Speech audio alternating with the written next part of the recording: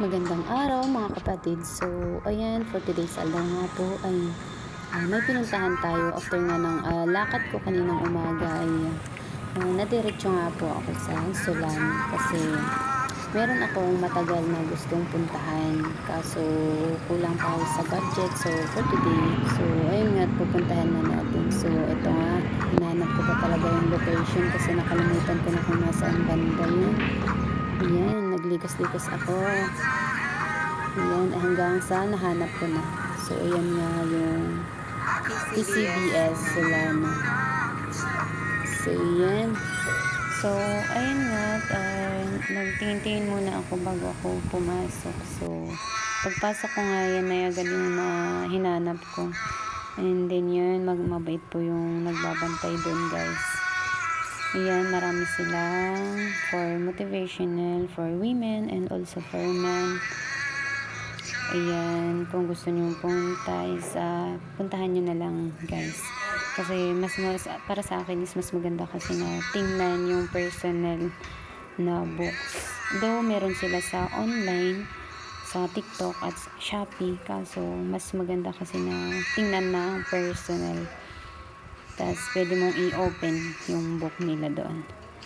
Ayan, category. May category naman na po yung hindi ka na mahihirapan na maghanap ng gusto mo for devotional, for pastoral, discipleship, for gifts, mga ganun, and for children, ganun.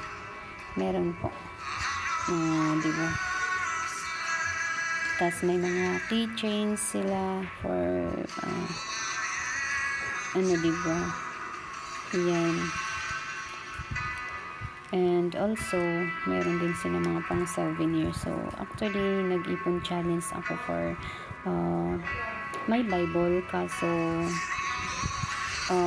biglang may dumating na blessing. So, gusto ko na bilhin na lang yung pinapangarap ko na libro.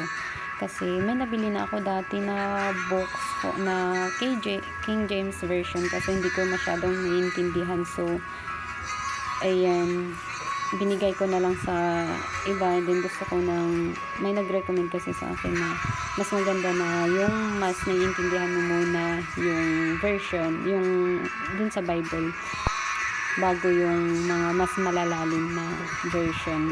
Yan. Kaya gusto kong hinanap ko talaga yung English tapos may Ilocano siya para pag hindi mo naiintindihan sa English ay pwedeng basahin mo ulit sa Ilocano version. So, ayan, marami silang books dyan, guys.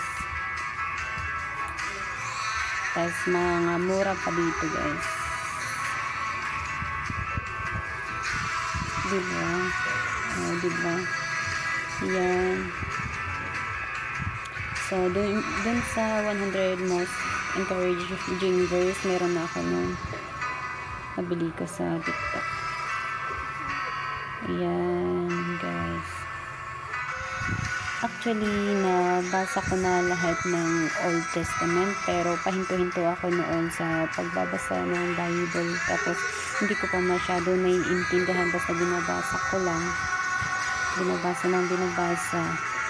Tapos ngayon, latest ko lang natapos na binasa lahat ng New Testament, pero gusto ko ulit na magsimula sa Old Testament. Tapos gusto ko pa mas malalim, tapos maintindihan yung ibig niya sabihin. Ayan, yung Bible, yung mga versions niya, marami silang versions. So, kung gusto niyo pumunta doon is hanapin niyo na lang doon. Tapos may nag-suggest din sa akin na mas magandang basahin is yung mga madaling maintindihan muna na version like NLT or ESV or NIV bago yung mga malalalim kasi may iba't iba silang version. Kung hirap mo maintindihan. So, ayun, nagtingin-tingin muna ako dyan ng mga books na gusto kong bilhin. Mga inspirational or motivational. Ayan. O, diba? Marami, guys. So, punta kayo dun. Ayan. Diba? Ganyan po yung style niya. Ayan. Babayaran ko na po yung mga nabili ko. syempre, meron yung Bible. Yan, may mga kasama din akong pumunta doon.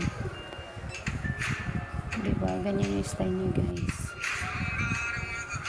At habang nagbabayad ako, syempre, nag-video muna ako. Video-video lang.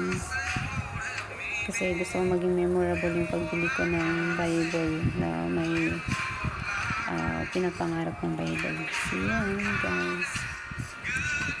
Ayan po yung staff doon. Napakabait po niya. Ayan, paglabas ko nga ayan na yung mga nabili ko, guys. O, diba? Holy Bible. So, thank you, PCBS.